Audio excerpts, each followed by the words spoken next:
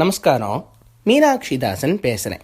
ஆலயம் அறிவோம் பகுதி 48 மீனாட்சி அம்மன் கோயிலை பற்றி சொல்லிட்டு வரேன்.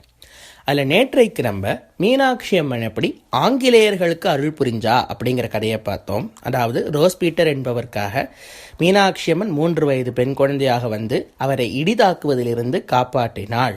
அதற்கு பிரதிபலனா ரோஸ் பீட்டர் வந்து அங்கவடிகளை பரிசளித்தார். ஒரு பெரிய திருவாச்சியை பரிசளித்தார். அதாவது விளக்குகளுடன் கூடிய ஒரு பெரிய ஆர்ச்சை வந்து பரிசளித்தார் அப்படிங்கிற கதையை பார்த்தோம். அந்த ஆர்ச்சுக்கு நின்றுண்டே நம்ம சேவிச்சோம். இப்போ நம்ம சிவன் சன்னதியை நோக்கி நடந்துட்டுருக்கோம். அடுத்து வந்து நம்மளை வரவேற்கிறது என்ன அப்படின்னு பார்த்தா, பெரிய நெடுவுயர்ந்த கொடிமரம், பிஜஸ்தம்பம், அதாவது தங்கத்தால் போர்த்தப்பட்ட அழகான கொடிமரம். த்விஜம் அப்படின்னா கொடின்னு அர்த்தம் சம்ஸ்கிருதத்தில். ஸ்தம்பம் அப்படின்னா மரம் அல்லது வந்து இந்த இதுன்னு அர்த்தம். பெரிய ஃப்ளாக் போல், போஸ்ட், அதான் ஸ்தம்பம்னு பெயர். ஸோ இந்த த்விஜ ஸ்தம்பம் தான் த்விஜஸ்தம்பம் எடுத்து. அந்த கொடி மரம் வந்து அதில் பார்த்தீங்க அப்படின்னா 4 பக்கமும் 4 தேவதைகள் இருப்பா. அதாவது தேவதைகளோ இல்லை உருவ சின்னங்களோ அதில் இருக்கும். அதையும் நம்ம ஒட்டு நோக்கணும். ஏன்னா அதுக்கு பின்னாடியும் சில கதைகள்லாம் இருக்குது. அதுக்கு பின்னாடியுமா சுவாமி கதை அப்படின்னா இருக்கே, நான் என்ன பண்ணுறது. அந்த கொடி மரத்துக்கு 4 பக்கங்கள் இருக்குல்ல, அந்த முன்னாடி ஸ்கொயராக 4 பக்கம் இருக்கும். அதில் நம்மளை நேரம் எதிர்நோக்கி வரவேற்பது யார் அப்படின்னா நர்தன கணபதியோட சின்ன திருவுருவம் இருக்கும். ஒரு பக்கம் பார்த்தேன் அப்படின்னா நந்தி இருக்கும். இது ரெண்டும் காமன். சிவன் கோவிலில் போனால் பிள்ளையார் இருப்பார், நந்தி இருக்கும், பார்த்துக்கலாம், ஓகே. 3வது பக்கம் பார்த்தேன் அப்படின்னா பன்றி குட்டி இருக்கும். என்ன சுவாமி, பண்ணியலாமா கொண்டு கொடிமரத்தில் வைப்பா அப்படின்னா அதை மட்டும் பார்க்கப்படாது. அதுக்கு பக்கத்துலேயே ஒரு பெரிய வாள் ஒன்று இருக்கும், குத்துவாள். இதுக்கு இது 2 அப்படி வச்சுருக்கான்னா, இதுதான் விஜயநகர பேரரசோடைய சின்னம். அதாவது கம்பண்ண உடையார் தான் வந்து மதுரையை மீட்டு அந்த இதுலேருந்து முகலாயர்களோட ஆட்சியிலேருந்து காப்பாற்றினார்னு சொன்னேன்ல, அதுக்கோட பிரதிபலனா அவளோட கொடியில் வந்து பன்றி குட்டி இருக்கும். மீனாட்சி கொடுத்த வாளோடைய அடையாளமாக அவள் பெரிய வாள் அந்த வாளோட கொடியில் வச்சுருப்பா. இந்த 2 சின்னங்களுமே அந்த கொடிமரத்தில் அவள் பொறிச்சிருக்கா. அதையும் நீங்கள் சேவிச்சுக்கலாம். 4வது புறம் யார் அப்படின்னு பார்த்தேன் அப்படின்னா மாணிக்க வாசகருடைய திருவுருவம் இருக்கும். மாணிக்க வாசகருடைய திருவுருவத்தை அந்த கொடிமரத்தில் போடுறதா இருந்தால் அவர் எவ்வளோ பெரிய தொண்டு ஆற்றியிருப்பார், அவர் எவ்வளோ முக்கியத்துவம் வாய்ந்தவராக இருந்திருப்பார்னு நம்ம பார்க்கணும். என்னன்னா, மாணிக்க வாசகர் மட்டும் இல்லை அப்படின்னா இன்று சைவ சமயமே மதுரையில் இல்லை. அந்த அளவுக்கு ஒரு பெரிய கைங்கரியம் பண்ணவர், ஒரு பெரிய சிவத்தொண்டு ஆற்றியவர் மாணிக்க வாசகர். அப்படி என்ன தொன்று அவர் ஆற்றினாருங்கிறதான் இப்போ நம்ம பார்க்க போகிறோம். அதுக்கு முன்னாடி அவர் என்ன தொன்று ஆற்றினாருங்கிறதுக்கு முன்னாடி அவர் என்ன எந்த காலத்தில் எப்படி இருந்தது, அதுக்கு எப்படி ஒரு தொன்று ஆற்றினாருங்கிறத பார்க்கணும். என்னன்னா, நான் இப்போ சொல்ல போகிறது வந்து பாண்டியர்கள் ஆட்சி, ரொம்ப திருவிளையாடல் புராணத்தில் வர கதை.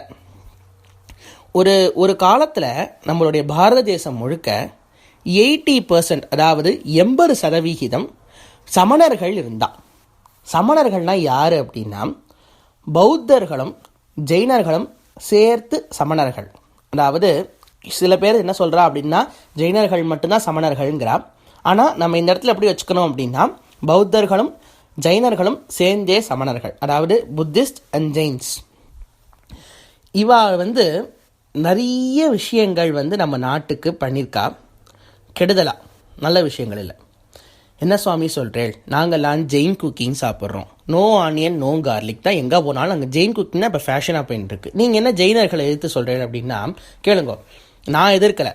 ஆதிசங்கர பகவத் பாதாள் வந்து இதை வந்து நாட்டிலேருந்து பௌத்த மதத்தை ஒழிச்சார். 2வது ராமானுஜர் வந்து நாட்டிலிருந்து சமண மதத்தை ஒழித்தார், அதாவது ஜெயினர்களை ஒழித்தார். வேதாந்த தேசிகன் சமணர்களுக்கு எதிராக இருந்திருக்கார்.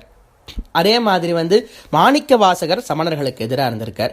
இத்தனை பேர் இருந்திருக்கான்னா அதுக்கு பின்னாடி ஏதோ காரணம் இருக்குது. அவள்லாம் பெரியவாள் நமக்கு தெரியும், அவள்லாம் பெரிய மகா ஞானிகள் நமக்கு தெரியும், அவள்லாம் நம்ம வச்சு வழிபடுறோம். அப்படின்னா அவள்லாம் எதிர்த்திருக்கான்னா அதுக்கு பின்னாடி ஏதோ காரணம் இருக்குதுன்னு அர்த்தம். என்ன காரணம் அப்படின்னா, ஃபர்ஸ்ட் ஆஃப் ஆல் நம்மளுடைய பிரமாணம், சனாதன தர்மத்துடைய பிரமாணம்னு சொல்லப்பட விஷயம், அதாவது பேஸ் அப்படின்னா வேதம். வேதத்திலிருந்து தான் எந்த விஷயமா இருந்தாலும் நம்மளோட மதத்தில் எடுத்துப்பான். வேதத்தில் ஒன்று இருந்தது அப்படின்னா அதை நம்ம ஃபாலோ பண்ணுவோம். வேதத்தில் ஒன்று இல்லை அப்படின்னா நம்ம அதை தவிர்த்துருவோம். நம்ம வேதத்தை ஃபாலோ பண்ணுறவா. இந்த பௌத்தர்களும் சமணர்களும் வேதத்தை ஃபாலோ பண்ணாதவாளாக இருந்தால் கூட பரவாயில்ல, ஆனால் வேதத்துக்கு எதிராக இருந்தவா. ஸோ வேதத்துக்கு அகெயின்ஸ்டாக போனவா இந்த பௌத்தர்களும் சமணர்களும் இருக்கட்டும்.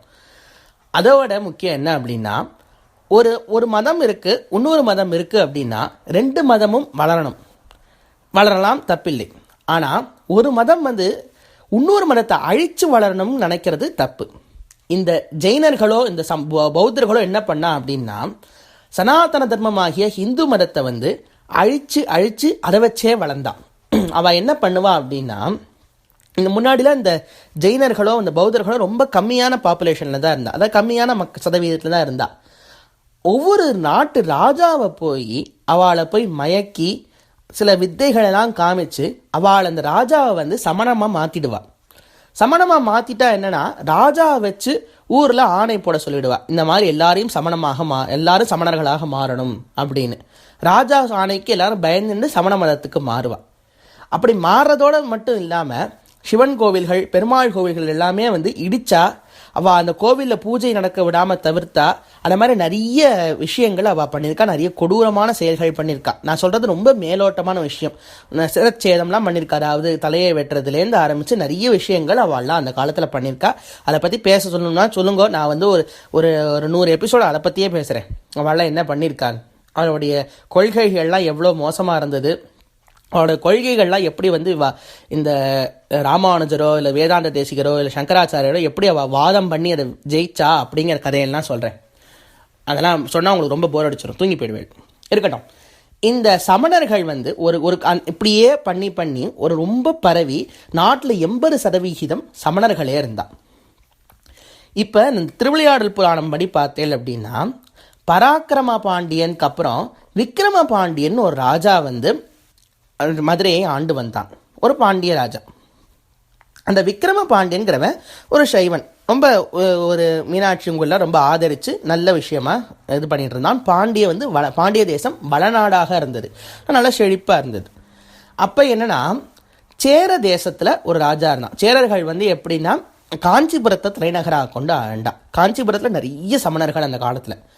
ஆனால் என்ன பண்ணால், அந்த சமணர்கள் இந்த சேர தேசத்து ராஜாவை சமணமாக மாற்றிட்டான்.